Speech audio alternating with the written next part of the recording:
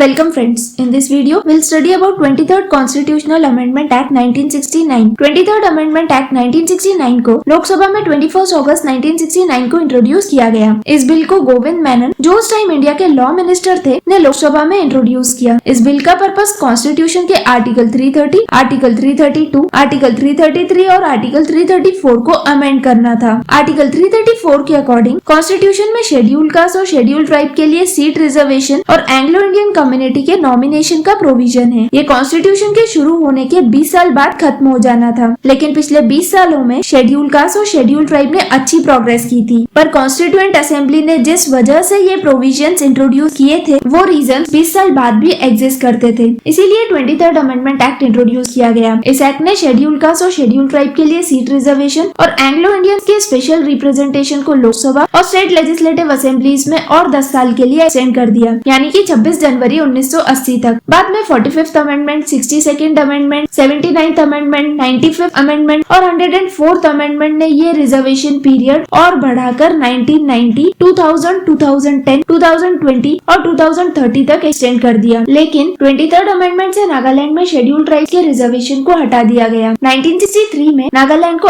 आसाम से सेपरेट करके एक अलग स्टेट बनाया गया। नागालैंड में 90% से ज्यादा पॉपुलेशन ट्राइबल लोगों की थी। ऐसे में शेड्यूल कास्ट और शेड्यूल ट्राइब के लिए रिजर्वेशन का कॉन्सेप्ट वहाँ अप्लाई नहीं होता, क्योंकि शेड्यूल कास्ट और शेड्यूल ट्राइब नागालैंड में मेजोरिटी में है। इसीलिए नागालैंड की गवर्नमेंट ने ये सजेस्ट किया कि नागालैंड के शेड्यूल ट्राइब के लिए कोई रिजर्वेशन ना हो, ना तो लोकसभा में और ना ही स्टेट लेजिस्लेटिव असेंबली में। और इसीलिए नागालैंड में शेड्यूल ट्राइब के लिए कोई रिजर्वेशन नहीं है। इसी को इम्प्लीमेंट करने के लिए 23rd अमेंडमेंट से आर्टिकल 330 और आर्टिकल 332 को अमेंड किया गया। 23rd कॉन्स्टिट्यूशन अमेंडमेंट से आर्टिकल 333 को भी अमेंड किया गया। आर्टिकल 333 के अकॉर्डिंग एंग्लो इंडियंस का स्टेट लेजिस्लेटिव असेंबली में रिप्रेजेंटेशन गवर्नर के डिस्क्रिप्शन पे था, यानी गवर्नर जितने एंग्लो इंडियंस को स्टेट लेजिस्लेटिव असेंबलीज में नॉमिनेट करना चाहे कर सकते हैं। लेकिन 23rd अमेंडमेंट से इसे अमेंड किया गया और ये डिसाइड किया गया कि स्टेट लेजिस्लेटिव असेंबलीज में गवर्नर सिर्फ एक एंग्लो इंडियन को नॉमिनेट कर सकते हैं। लेकिन ये अमेंडमेंट उस वक्त की present existing state legislative assemblies को अफेक्ट नहीं करेगा जब तक वो डिसॉल्व नहीं हो जाती। दिसंबर 1969 में दोनों हाउसेस से पास होने के बाद 23rd जनवरी 1970 को प्रेसिडेंट वीवी गिरी ने इस बिल पर अपना असेंट दे दिया